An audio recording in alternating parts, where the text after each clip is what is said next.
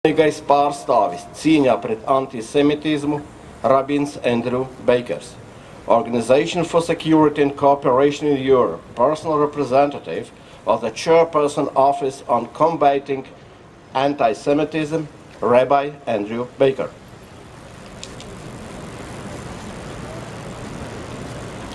The psalmist tells us that the span of a lifetime is 70.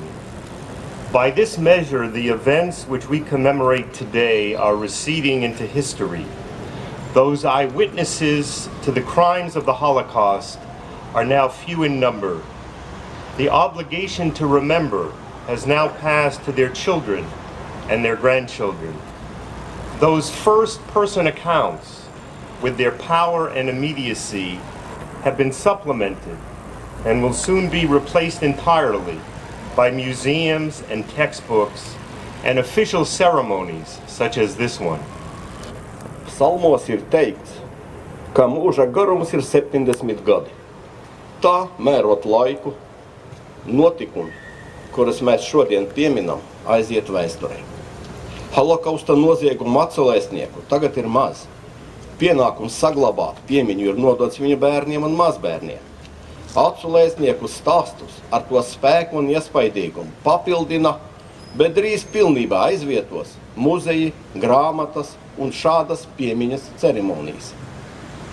Those crimes, the attempted murder of an entire people on the European continent, which came to be known as the Holocaust, and for which a new term, genocide, was coined, were carefully planned and publicly announced. Hitler's intentions were spelled out, and once in power, anti-Jewish measures were imposed and stepped up day by day. In occupied or allied countries, Germany's war against the Jews was fought alongside its military campaign. There were resistors and even rescuers among the local populations, but mostly the Nazis could count on docile bystanders and the help of local collaborators, and Latvia was no exception. Tie noziegumi, veselas tautas noslēpkavošanas mēģinājums Eiropas kontinentā, ko nosauc par holokaustu, un kuram izveidoja jaunu termiņu genocīds, bija rūpīgi izplānoti un publiski izziņoti. Hitlera nolūki tika padarīti skaidri, un viņam nākot pie varas, tika ieviesti ikdienu stiprinot pret ebrejiem vērstas darbības. Vācijas sabiedrotājās vai tās okupētajās valstīs līdzās militārajām cīņām izvērsās arī karš pret ebrejiem. Starp vietējiem iedzīvotājiem bija gan tie, kas pretojās varai, gan ebreju glābēji, bet lielākoties nacisti varēja paļauties uz pakļāvīgajiem atceliesniekiem un vietējiem atbalstītājiem. Un Latvija nebija izņēmums. In nearly all of these countries, anti-Semitism was commonplace. It drew on a combination of conspiracy theories about Jews, traditional Christian hostility to Judaism, and xenophobic nationalist movements, and was further inflamed by a powerful Nazi propaganda machine. Certainly, this unprecedented mass murder could not have happened without the Nazis, but it would not have been so complete without this anti-Semitism. Gandrīz visās tajās valstīs antisemitisms bija izplatīts.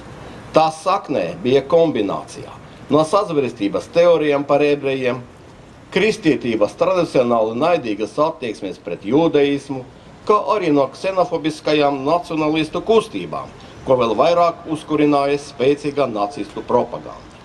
Protams, līdz šim nepieredzētā masu slepkavība nevarēja notikt bez nacistiem, bet tā nebūtu bijusi tik pilnīga bez šī antisemitisma. In the lifetime that has passed since those dark days, we have witnessed much that is good. The communist oppression which replaced Nazi rule in this region of Europe has been lifted. Democracy has taken root. Membership in NATO and the European Union has knitted us together and provided security and optimism. Interethnic conflicts have not disappeared, but peaceful means are the tool of choice to resolve them. Laikā, kas pagājis kopš tam tumšajām dienām, mēs esam pieredzējuši daudz tā, kas ir labs. Krita komunistiskais apspiešanas režīms, kas šajā Eiropas reģionā nomainīja nacismu, saknes laida demokrātiju.